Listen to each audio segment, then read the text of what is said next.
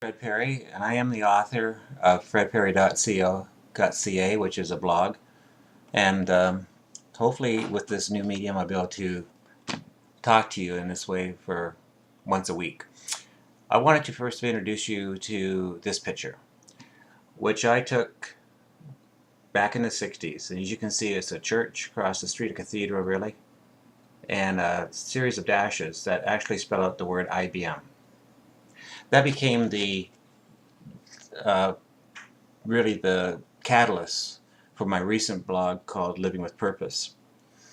And Living with Purpose to me, as I'll just read this off. You can read this too on fredperry.ca, but it basically says here, living with a purpose instead of living for a paycheck meant everything to me. And the photo you saw, that's how I thought at the time, in black and white. I took that picture to represent the biggest question of all, I go on to say, of my young life. Is it possible to succeed in business while retaining your integrity? Looking back, however, I found that no one seemed much interested in the question. Business was business. Best not confuse the things. You have to remember that when I was first starting out, I was very idealistic, and I probably still am. But to me, the internal questions and eternal truths that resonate inside of me were things that I wanted to see if I could carry over into the business life, because coming out of the 60s, as a child of the 60s, I wasn't that fond of corporate life. And even today, looking around 40 odd years later, I can look back and see that many of the fears that I thought were consisted of mainly business, consisted in the church as well. If I want to use those two examples of IBM and the church on opposite sides of the street. And I really wanted to keep a foot in both worlds. But that kind of stretched you to the point where, you wonder if you can even continue to exist in that kind of a continual stretching. It's a real leap of faith to try to do so. So later on in my essay, I pondered how this was all going to work out. It seemed to me people were grasping to get ahead, and you just simply couldn't be yourself. That just wouldn't do. And that did not resonate with me at all. I didn't believe in it. And I understand we're all human, and we all defend our positions, usually with hurt pride. Or if a friend of ours are hurt, we usually defend it with a gathering around of wagons, to make sure that truth doesn't get in, but our guy is protected, whatever that friend happens to be. So, and I look back in the church.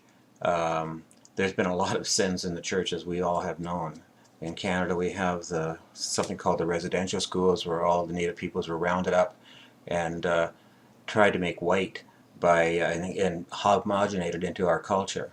And there was tremendous abuse. And then we hear now many, many stories these past years about sexual abuse in the church. Not that the corporate world is off scot-free either. You look at BP oil and the devastation that their thoughtlessness has created in the Gulf of Mexico, and who knows how many other places. And and just plain greed in general really caused this whole international financial meltdown. It's generated from Wall Street. So it's a lot of mixed emotions that I wrote this piece. So now I feel that I had to come out at this point and say what side of the fence I'm really on.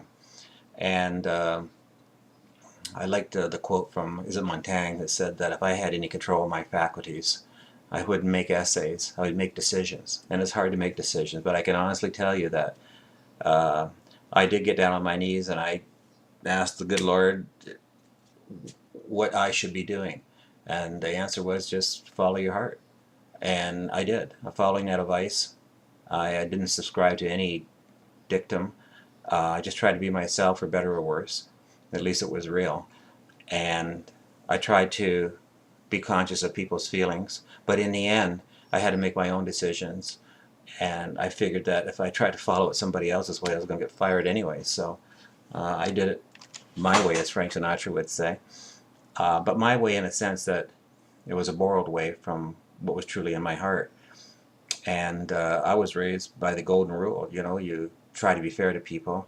Yeah, you make mistakes, but if you're truly repentant of those mistakes, people are good to forget and forgive.